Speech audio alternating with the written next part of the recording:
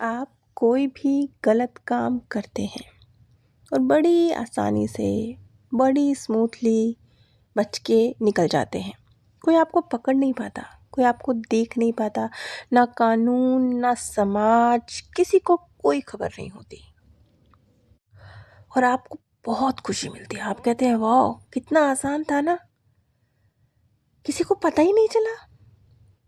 आपको बहुत खुशी मिलती है कि आपने तो कितना गलत किया, किसी के पैसे मार लिए, किसी को दर्द दे दिया और किसी को पता ही नहीं चला। फिर आपको इस बात का दुख नहीं होता कि आपने गलत किया है, बल्कि इस बात की खुशी होती है कि करके भी बच गए आप तो।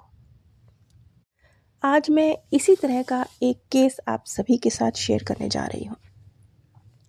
हर्षिता जी, जो कि आज लगभग 40 वर्ष की हैं, ये उनकी स्टोरी है। हर्षिता जी लगभग जब 25 वर्ष की थी, वो कहती हैं कि पहले तो शुरू से ही उनकी विवाह में कुछ दिक्कतें आ रही थी, जबकि ऐसी कोई बात भी नहीं है। हर्षिता जी एक खूबसूरत लड़की हैं और इंटेलिजेंट हैं, पढ़ी लिखी हैं, अच्छे फैमिली से हैं, तो ऐसी कोई वजह भी नहीं थी कि उनकी शादी में दिक्कतें आएँ। लेकिन फिर भी उनके माता-पिता उनके लिए अच्छा रिश्ता, पसंद का रिश्ता खोज नहीं पा रहे थे। तो लगभग 25 वर्ष की आयु में हर्षिता जी की पहली शादी हुई। वो बहुत खुश थी इस शादी से और शादी उनके जो समाज है, उनका जो परिवार है, उसके मुताबिक थोड़ा लेट थी, तो वो इसी मनस्थिति के साथ थी कि लेट शादी हुई है, लेकिन चलिए मेरे अच्छे परिवार में शादी हुई है। लेकिन शादी के कुछ ही दिनों के बाद बहुत जल्दी हर्षिता को ये पता चला, क्योंकि उनके हस्बैंड उनके पास नहीं आते थे, उनसे प्रेम से ज़्यादा उनके करीब नहीं आते थे, एक दूरी बना कर रखते थे। उन्हें ये पता चला कि उनके हस्बैंड गे हैं। ये एक ऐसी स्थिति थी जिसको वो हैंडल नहीं कर पा रही थी। क्यों? क्योंकि एक तो बड़ी मुश्किल से शादी हुई थी। दूसरा, जिनसे इनका विवाह हुआ था उनमें कोई कमी भी नहीं थी। वो सुंदर थे, अच्छे परिवार के थे, अच्छी जॉब पर थे, तो कोई उनमें ऐसी कोई बाहरी तौर पर कोई कमी निकाल नहीं सकता था। लेकिन ये जो बहुत बड़ी एक कमी थी कि वो गे थे, जब उन्होंने इस बारे में अपनी फैमिली से बात करी और कि अब इस रिश्ते को कैसे आगे जाना चाहिए, तो उनकी फैमिली ने भी कुछ इसी तरह का रिस्पॉन्स दिया कि ये टेम्परेरी है, ये ठीक हो जाएगा। उनके इन-लॉज़ ने भी कुछ इसी तरह की बातें रखी कि नहीं, अभी तो छोटी उम्र है, अभी तो समझ नहीं है, अभी तो शादी हो गई है ना, तो फिर सब ठीक हो जाएगा। वो कहती हैं जब मैंने अपने इन-लॉज़ के साथ भी ये चीज़ मतलब बात जब फैल गई तो उन्होंने उनके साथ भी डिस्कस करी, तो उनका जवाब था कि नहीं, वो जो युवक है जिसके साथ दोस्ती है आपके हस्बैंड की, वो युवक ही लालची है, तो उसने फँसा रखा है। ऐसा कुछ नहीं है, थोड़ा-सा वक़्त गुज़रेगा, एक बेबी आ जाएगा, सब ठीक हो जाएगा। और हर्षिता जी का इस शादी से एक बेबी भी हुआ, लेकिन इन सब चीज़ों का कोई रिज़ल्ट नहीं निकला। उनके हस्बैंड, जिनका झुकाव एक युवक के प्रति था, वो वैसा ही बना रहा और लगभग कैसे-तैसे एक प्रेम रहित शादी कह लीजिए, इसे इन्होंने कैसे-तैसे खींचा, 4-5 साल खींचा और उसके बाद इन्होंने तलाक ले लिया। अब परिस्थितियाँ और भी विकट थीं, क्योंकि एक 30 वर्षीय लड़की, साथ में उसकी एक संतान, तो माता-पिता के लिए अब ये भी था कि इनका दूसरा विवाह भी करना है, क्योंकि आयु कम है, तो दूसरा विवाह भी करना है। तो माता-पिता ने इनके लिए दूसरा युवक ढूँढा। यहाँ पर भी एक बहुत हैरान करने वाली बात थी कि इनका जो दूसरा विवाह हुआ, वो भी जब शादी होने वाली थी, तो उन्होंने बताया था कि वो काफ़ी अच्छा अर्न करते हैं, फैमिली बिज़नेस है। लेकिन जब शादी करके हर्षिता उस घर में गई, तब उन्हें पता चला कि अर्निंग कुछ भी नहीं है और जो कुछ है वो उनके बड़े भाई के कंट्रोल में है। एक्चुअल में बिज़नेस ही वो उनके बड़े भाई का था। तो छोटे भाई तो वहाँ पर बस एक तरह से जॉब कर रहे थे। वो डिपेंडेंट थे अपने बड़े भाई पर और उनकी जो फाइनेंशियल स्थिति थी बहुत ज़्यादा ख़राब थी। जो दिखाई गया था हालात उससे बहुत अलग। यहाँ पर भी हर्षिता ने कंप्रोमाइज़ करने की कोशिश करी, क्योंकि अब ये दूसरी शादी थी, इसके साथ निभाना और भी ज़्यादा ज़रूरी था।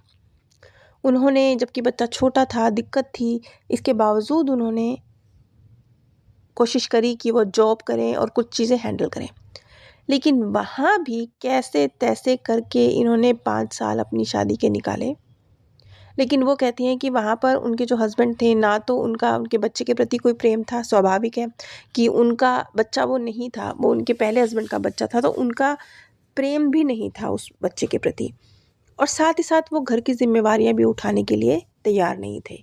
उनकी फाइनेंशियल स्थिति ऐसी थी कि घर की सारी ज़िम्मेवारियों का बोझ, बच्चे का बोझ, हर चीज़ का बोझ हर्षिता के ऊपर था। हर्षिता कहती है, मुझे ऐसा लगता था जैसे मैंने अकेले ने ही शादी करी है, क्योंकि सारी ज़िम्मेवारियाँ तो मेरी हैं, चाहे वो घर की हों, चाहे वो अर्न करने की हों, बच्चा संभालने की हों, कुछ भी हो। लगभग 5 साल बाद, यानी लगभग 35 साल की उम्र में इनका ये सेकंड डिवोर्स भी हुआ। अब स्थितियाँ और भी ज़्यादा वर्स हो गई।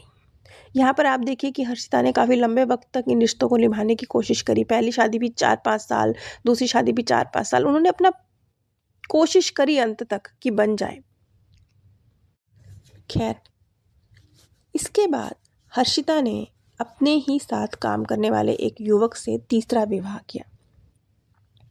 यहाँ पर भी ये बात थी कि क्योंकि वो साथ में जॉब करते थे, तो तब तक उनका स्वभाव बहुत ही प्यारा था।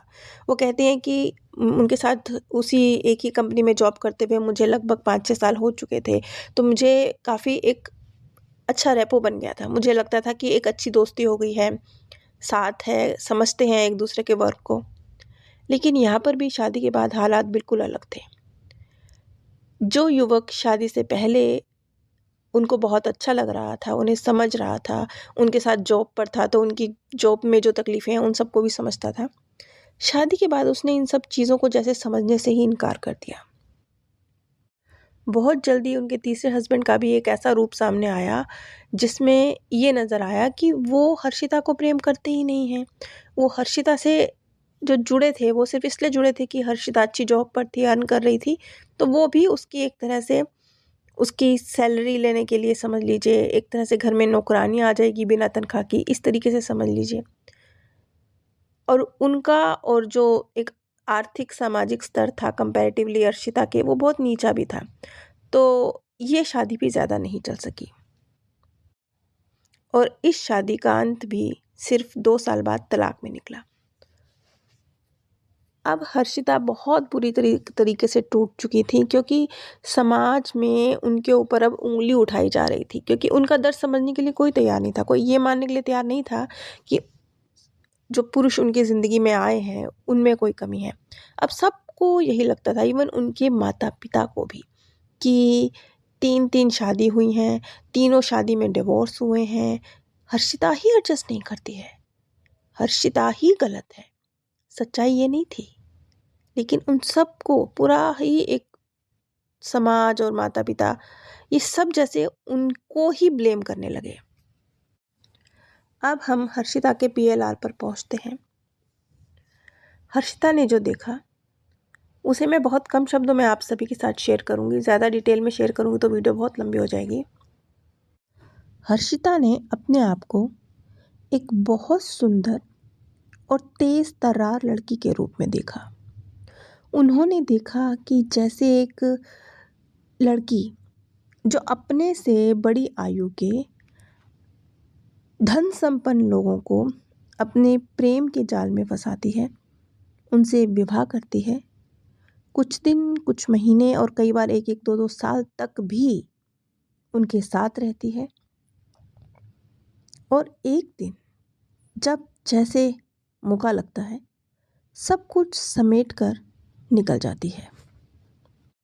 और ये उनका बिजनेस था, ये उनका अर्निंग का तरीका था और इस कार्य को करने के लिए वो हमेशा बुजुर्ग या कुछ इस तरह के परिस्थितियों के में फंसे हुए व्यक्ति, जिनका विवाह ना हो पा रहा हो लेकिन धनवान, इस तरह के लोगों का चयन करते थे।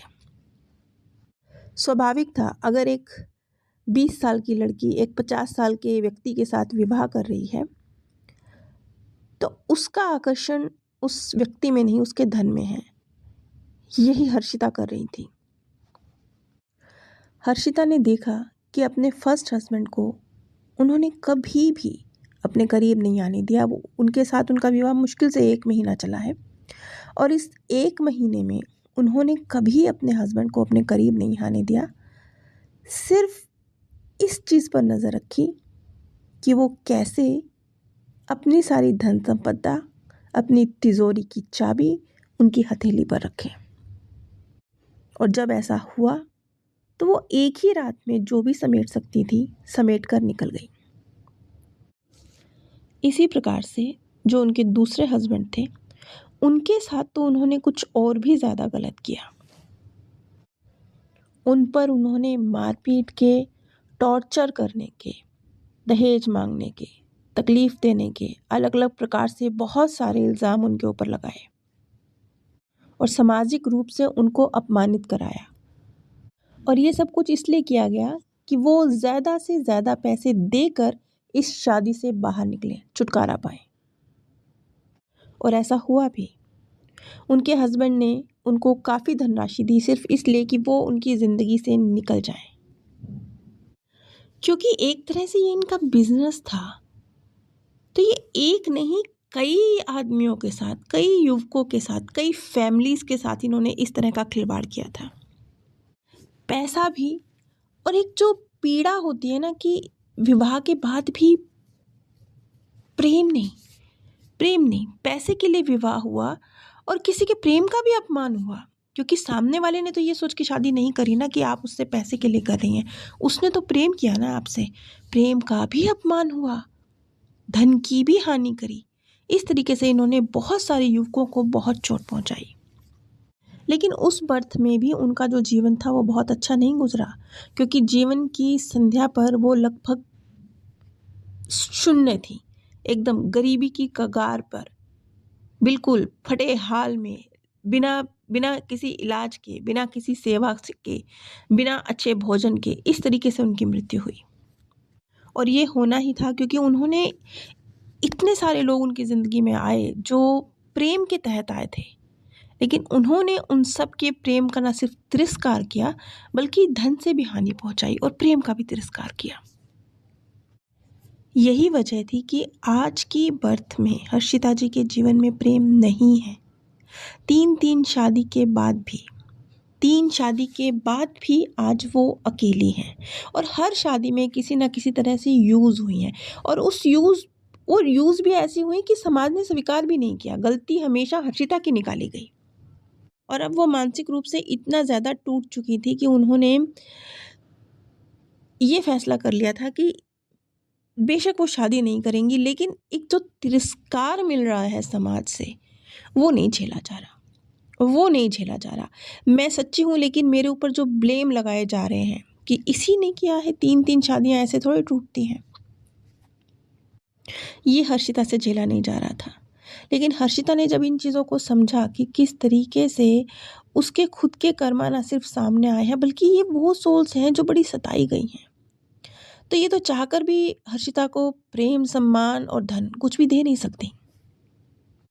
सिर्फ इतना नहीं, हर्षिता के जो भविष्य भी है उसमें भी किसी पुरुष के द्वारा प्रेम, सच्चा प्रेम, वो उनके भाग्य में नहीं है। जब इन चीज़ों को हर्षिता ने स्पष्ट रूप से समझा तो सबसे पहले तो जो वो उनका दर्द था कि मैं ही क्यों टॉर्चर होती हूँ, सबकी शादियाँ अच्छी चलती हैं, सब गलत भी होती हैं लड़कियाँ तो भी उनकी शादियाँ अच्छी चलती हैं और मैं सही भी थी तो भी मेरी शादी गलत चली, वो दर्द वो रिलीज़ हुआ। उन्हें समझ में आया कि इतना सारा जो अपमान उनका हो रहा है ना समाज में, हर्षिता ही गलत है कहकर, वो क्यों हो रहा है, वो उसी अपमान का रिटर्न है। पता नहीं कितने लोगों को दर्द दिया है उन्होंने। प्रेम उनके जीवन में, पुरुष का सच्चा प्रेम वो लिखवा कर ही नहीं आई, मिलेगा ही नहीं।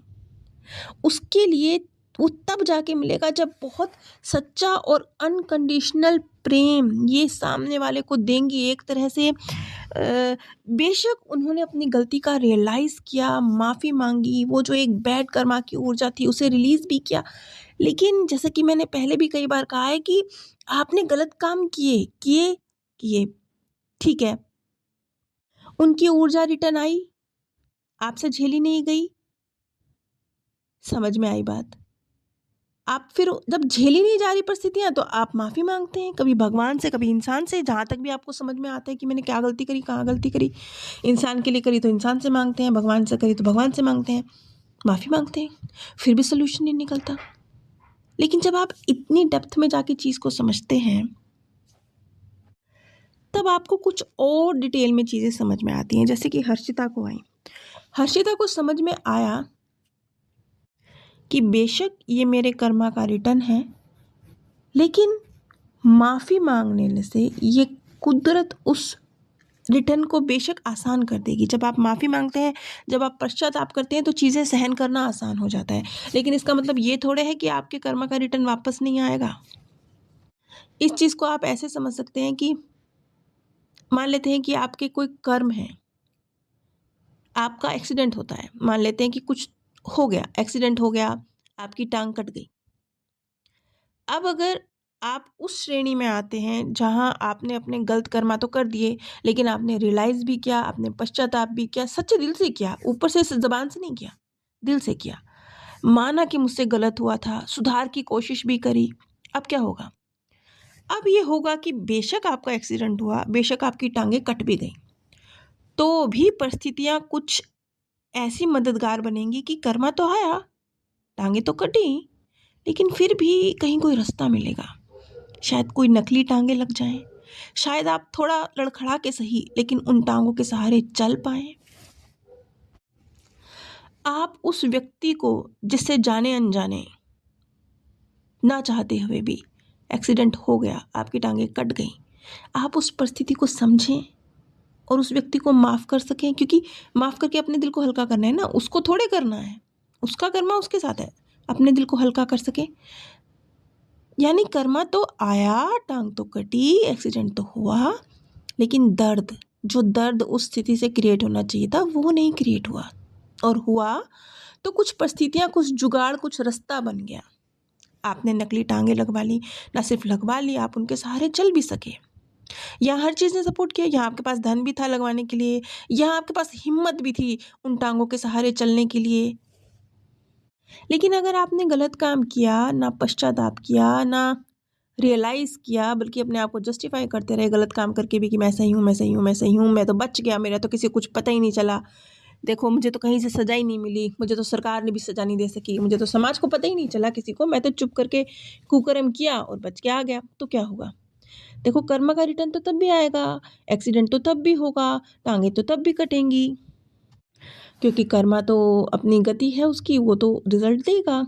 लेकिन तब आपको तकलीफ़ बहुत होगी, तब आप व्हील चेयर पर आ जाएंगे, तब आपका बिजनेस, आपका काम सब खत्म हो जाएगा, तब आप डिप्रेशन में चले जाएंगे, तब आप महसूस करेंगे कि समाज ने मुझे बॉयकॉट कर दिया है, क्या मैं अपाहिज हो गया हूँ, क्या मुझे हर वक्त अब किसी के सहारे की जीने की ज़रूरत है, क्या मैं अब हमेशा किसी के सहारे पे चलूँगा या कभी चलूँगा ही नहीं।